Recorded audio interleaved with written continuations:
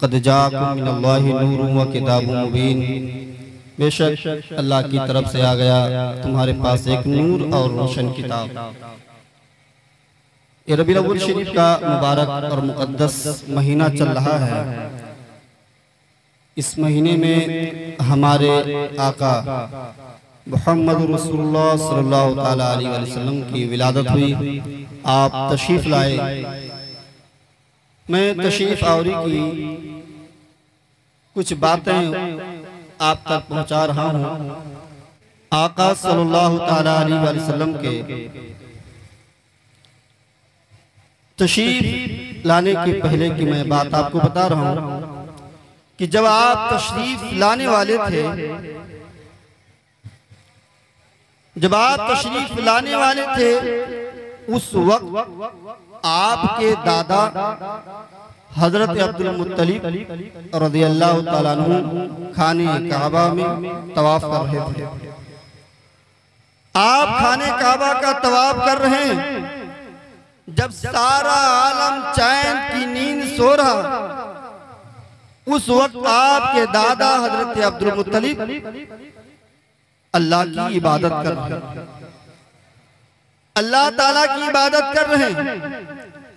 जब सारा आलम चैन की नींद सो रहा है, हजरत अब्दुल मुत्तलिब रज़ियल्लाहु ताला अन्हु खाने काबा का तवाफ फरमा रहे हैं।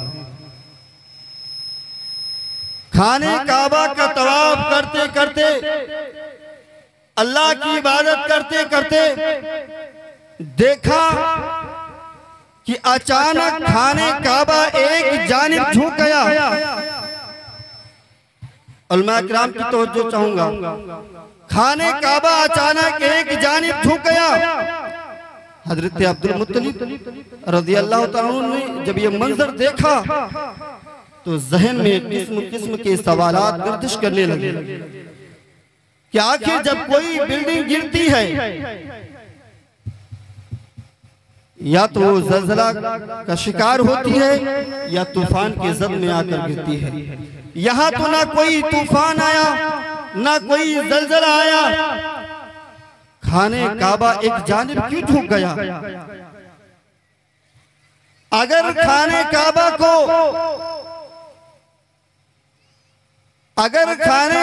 को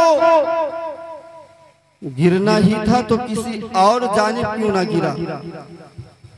तो जो चाहता हूं आप हजरत, ये कौन सोच रहा है? हजरत अब्दुल मुत्तलिब जो मेरे आका सल्लल्लाहु ताला अलैहि वसल्लम के दादा हैं, जहन में किस्म किस्म के सवालात गर्दिश करने लगे कि आखिर खाने काबा को अगर गिरना ही था तो खाने काबा दिन में क्यों ना गिरा, रात ही में क्यों गिरा? और अगर खाने काबा को रात ही में गिरना था, अगर खाने काबा को रात ही में झुकना था तो किसी और जानिब क्यों ना झुका?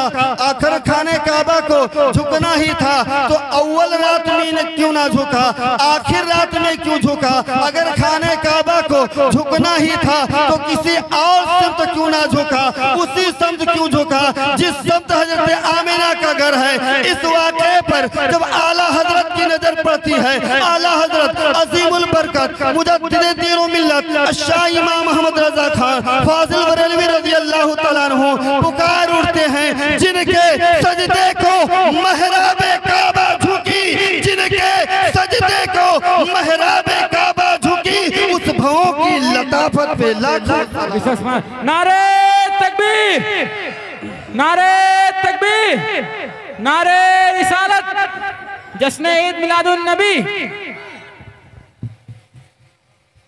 उस भावों की लताफत पे लाखों सलाम। हजरत अब्दुल मुत्तलिब सोचते हैं कि अगर खाने काबा को गिरना ही था तो किसी और जानिब क्यों ना गिरा, उसी समत क्यों गिरा जिधर हजरत आमिना रज़ियल्लाहु ताला अन्हा का घर है।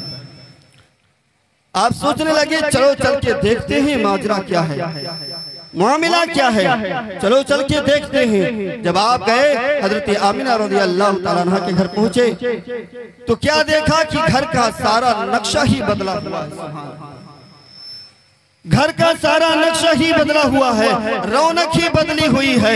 रहमतों नूर की बारिश हो रही है, रहमतों नूर की बारिश हो रही है। हजरत अब्दुल मुत्तलिब रज़ी अल्लाह तआला अन्हु पुकारते हैं, आमिना बताओ क्या मामला है, आज क्या माजरा है। आज घर का नक्शा ही बदला हुआ है, आज घर में रहमतों नूर की बारिश हो रही है। आमिना बताओ क्या मामला है। मैं रोज घर आता था, लेकिन आज घर का नक्शा ही बदला हुआ है। बताओ आमिना क्या बात है। हज़रत आमिना रज़ी अल्लाह तआला अन्हा कहती है, बजान बात तो कुछ नहीं है, आपका पोता जरूर तशरीफ लाया है।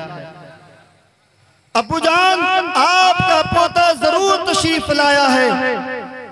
हज़रत अब्दुल मुत्तलिब रज़ी अल्लाह तआला अन्हु ने जब सुना, कहा आमिना मेरे पोते की तशरीफ आवरी की और कैफियत बयान करो। हज़रत आमिना बयान फरमाती हैं कि अब्बू जान जिस तरह और माँ के बच्चे पैदा होते हैं, अब्बू जान जब आपका पोता दुनिया में तशरीफ लाया तो जिस तरह और माँ को तकलीफ होती है, अब्बू जान मुझे ऐसी कोई तकलीफ नहीं हुई। अरे तकलीफ होती भी कैसे मुसलमानों, मुस्तफा सल्लल्लाहु ताला अलैहि वसल्लम दुनिया में तशरीफ लाए तो तकलीफ देने के लिए नहीं बल्कि तकलीफ दूर करने के लिए तशरीफ लाए। बेशक सुभान अल्लाह, सुभान अल्लाह, बेशक बहुत खूब। फरमाने लगे आमिना मेरे पोते की तशरीफ आवरी की और कैफियत बयान करो। कहा अब्बू जान जब आपका पोता तशरीफ लाया तो जिस तरह और माओ के जब बच्चे पैदा होते हैं तो जो नापाकी निकलती है, अब्बू जान मुझे ऐसी कोई चीज नहीं थी। जब आपका पोता दुनिया में तशरीफ लाया वो खुद भी पाक था और मुझे भी पाक रखा। अब्बू जान आपका पोता जब तशरीफ लाया है पाकी के साथ आया है और पाकी के साथ आया, वो खुद भी पाक था, मुझे भी पाक रखा।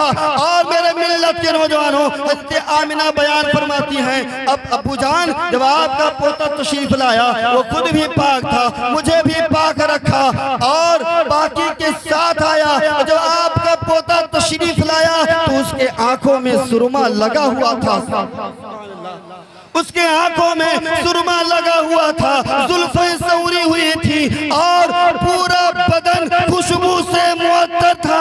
अब्बू जान पूरा बदन खुशबू से मुअत्तर। और आपका पोता जब तशरीफ लाया तो खतना शुदा पैदा हुआ, खतना शुदा पैदा हुआ।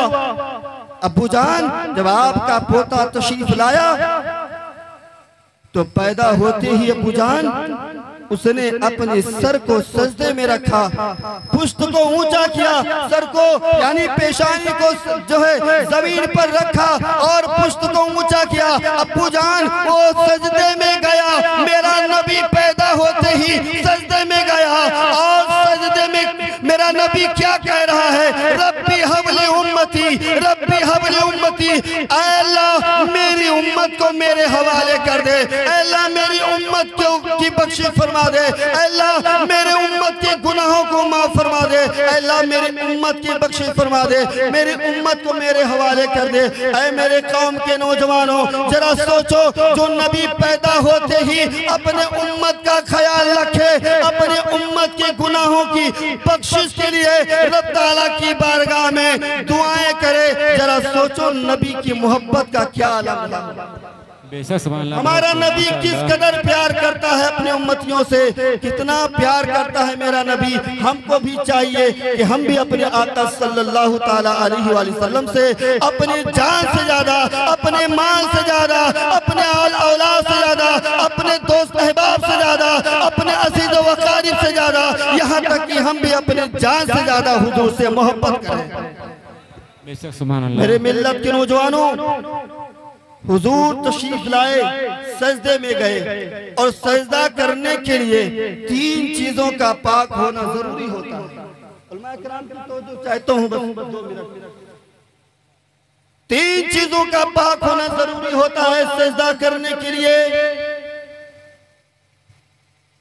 सबसे पहला बदन का पाक होना। बोलो सुभान अल्लाह, बुलंद आवाज से बोलो सुभान अल्लाह। बदन का पाक होना, कपड़े का पाक होना और जगह का पाक होना। हाजी साहब, बदन का पाक होना, कपड़े का पाक होना, जगह का पाक होना, ये सजदा करने के लिए इन तीनों चीजों का जरूरी होता है। अगर हमको सजदा करना है तो हमारा बदन पाक होना चाहिए। बोलो सुभान अल्लाह। कपड़ा पाक होना चाहिए, जिस जगह में सजदा करना है जगह पाक होना चाहिए।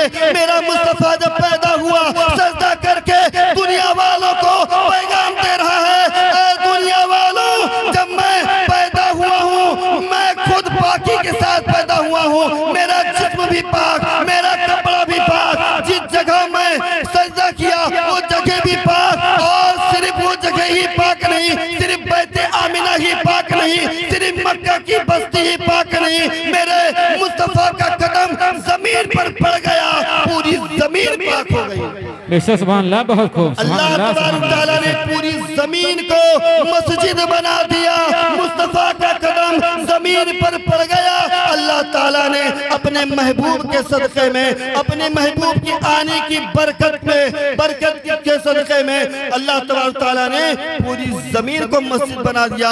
अब उम्मती जहाँ चाहे नमाज पढ़े। माशाअल्लाह। मेरे मिल्लत के नौजवानों, हमारे नबी सल्लल्लाहु ताला अलैहि वसल्लम तशरीफ लाए, पाकी के साथ आए और आला हजरत की जब इस पर नजर पड़ी, जब आला हजरत ने जब पढ़ा इस वाक़े को, आला हजरत पुकार उठे, मैं से किस दर्जा, मैं से किस दर्जा सुतरा है वो पुतला नूर का, है गले में आज तक कोरा ही कुर्ता नूर का। बेशक बहुत खूब। सुभान अल्लाह, सुभान अल्लाह। मेरे मिल्लत के नौजवानों, हमारे नबी सल्लल्लाहु ताला अलैहि वसल्लम दुनिया में तशरीफ लाए तो उस वक्त झंडा लगाने वाला कोई नहीं था।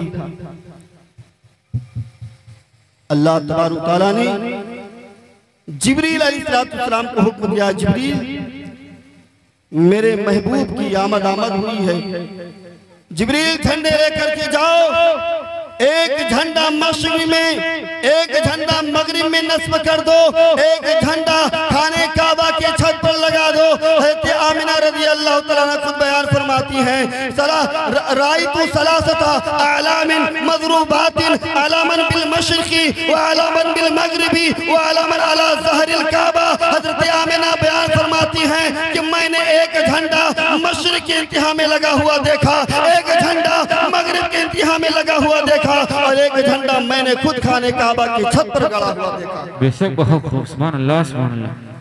मेरे मिल्लत के नौजवानों, झंडे लगाना जिब्रील अलैहिस्सलाम की सुन्नत है, रोशनी करना खुद खुदाए पाक की सुन्नत है। लोग कहते हैं रोशनी करना कहाँ से साबित है? मैं कहता हूँ रोशनी करना खुद खुदाए पाक की सुन्नत है। जब हमारे आका सल्लल्लाहु ताला अलैहि वसल्लम तशरीफ लाए, हज़रत आमिना बयान फरमाती है, राइतु नुजूमन तज़रू मिनल अर्द, मैंने देखा कि आसमान के तारे जमीन के बहुत नजदीक आ गए थे। आप फरमाती हैं कि ऐसा मालूम होता था कि अभी गिर पड़ेंगे। हज़रत आमिना बयान फरमाती हैं कि तारों का जमीन के करीब होने की वजह से इतनी रोशनी हुई, इतनी रोशनी हुई कि सारा आलम नूर से मुनव्वर हो गया। और ये तारे अपने आप जमीन के करीब नहीं आए थे, बल्कि अल्लाह पाक के हुक्म से करीब आए थे। तो पता चला कि रोशनी करना खुद खुदाए पाक की सुन्नत है। हजरत आमिना खुद बयान फरमाती हैं कि जब तारे जमीन के करीब तशरीफ लाए तो आप फरमाते हैं कि इतनी रोशनी हुई कि मैंने अपने घर से मुल्क शाम के मोहल्लात को देख लिया। अपने घर से मुल्क शाम के मोहल्लात को देख लिया। ऐ मेरे मिल्लत के नौजवानों, जरा सोचो, जब मुस्तफा सल्लल्लाहु ताला अलैहि वसल्लम के आने की बरकत से हजरत आमिना रज़ी अल्लाह ताला अन्हा अपने घर से मुल्क शाम के मोहल्लात को देख सकती हैं, तो हमारा नबी मदीने में रह करके हम गुलामों को यहाँ देख लेते, ताज्जुब की क्या बात है। बेशक सुभान अल्लाह, बहुत खूब।